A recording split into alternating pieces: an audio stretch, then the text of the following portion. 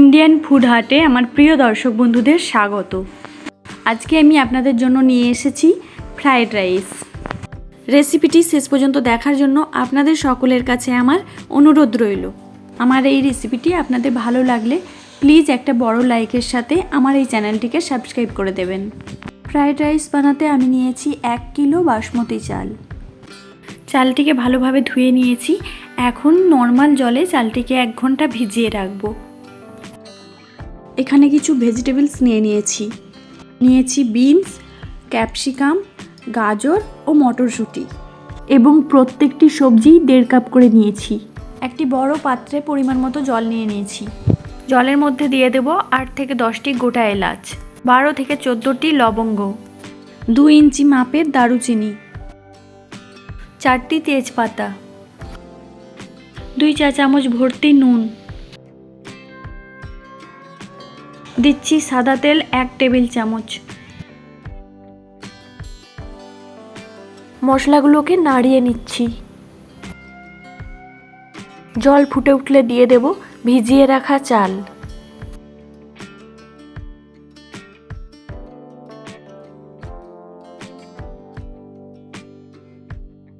চালটিকে জলের মধ্যে একটু নাড়িয়ে নিলাম।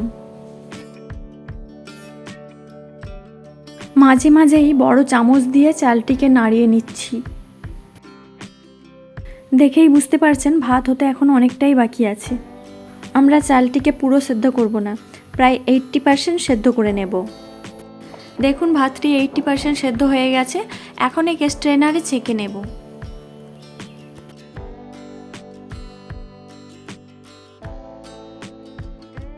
ভাতটি স্ট্রেনারে ছেঁকে নেওয়ার পর একটি বড় প্লেটে ঢেলে নিচ্ছি। বড় চামচ দিয়ে প্লেটের মধ্যে ভাতটিকে ছড়িয়ে নিচ্ছি, যাতে ভাতটি তাড়াতাড়ি ঠান্ডা হয়ে ঝরঝরে থাকে। এভাবেই পুরো ভাতটিকে ছেঁকে প্লেটের মধ্যে ছড়িয়ে নিতে হবে। প্রথমে আমরা 7 থেকে 8টি গোটা এলাচ ও 2 থেকে 3টি জয়িত্রীকে শুকনো কড়াই ভেজে গুঁড়ো করে নেব।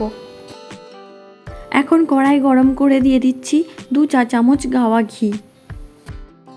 ঘিয়ের পরিমাণ আপনারা আপনাদের পছন্দ মতোই দেবেন। দিচ্ছি সাদা তেল 4 টেবিল চামচ। তেল গরম হলে এর মধ্যে দিয়ে দিচ্ছি কেটে রাখা বিনস। মিডিয়াম ফ্লেমে বিনসগুলোকে প্রায় 1 মিনিট ভেজে নেব। বিনস সেদ্ধ হতে বেশি সময় লাগে, তাই এটি আগে দিয়ে দিলাম। এরপর এর মধ্যে দিয়ে দিচ্ছি কেটে রাখা গাজর ও ক্যাপসিকাম।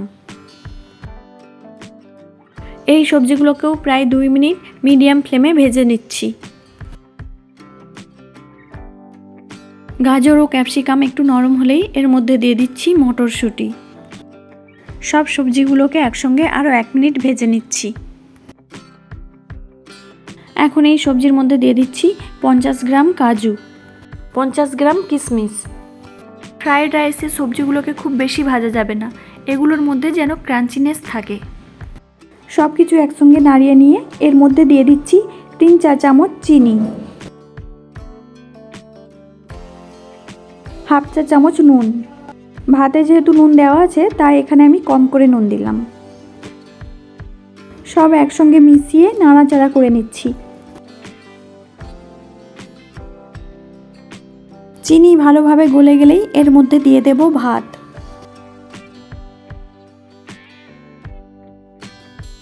সবজির সঙ্গে ভাত আস্তে আস্তে মিশিয়ে নেব। খুব সাবধানে এই কাজটি করতে হবে, কারণ এতে ভাত কেটে যাওয়ার সম্ভাবনা থাকে।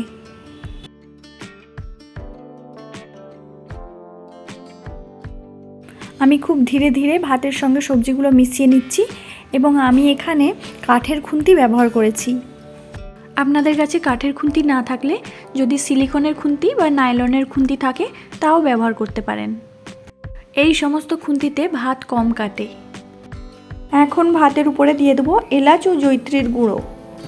এই গুঁড়ো মশলাটিকে ভাতের উপরে ছড়িয়ে ছড়িয়ে দিয়ে দিচ্ছি। হালকা হাতে ভাতের সঙ্গে মশলাগুলোকে মিশিয়ে নিচ্ছি।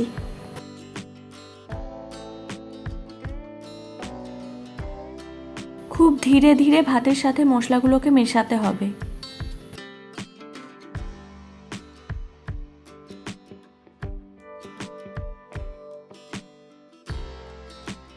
এখন এখন ভাতের উপরে দিয়ে দিচ্ছি খোয়া ক্ষীর। আমি 100 গ্রাম খোয়া ক্ষীর নিয়ে ভাতের উপরে এভাবে গ্রেট করে দিয়ে দিচ্ছি।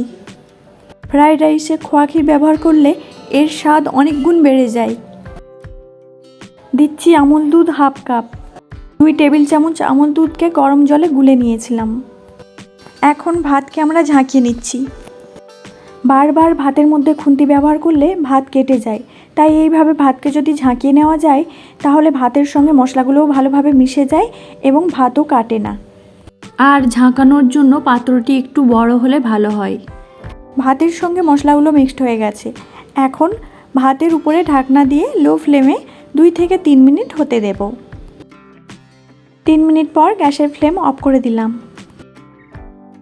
ঢাকনা খুলে আমরা আমাদের ফ্রাইড রাইস দেখে নিচ্ছি। ফ্রাইড রাইসটি দেখতে খুব সুন্দর হয়েছে, সঙ্গে খুব ঝরঝরেও হয়েছে। আমার এই রেসিপিটি আপনারা বাড়িতে অবশ্যই বানিয়ে দেখবেন এবং কেমন হয়েছে তা আমাকে কমেন্ট করে জানাবেন। এখনের জন্য বিদায় নিচ্ছি।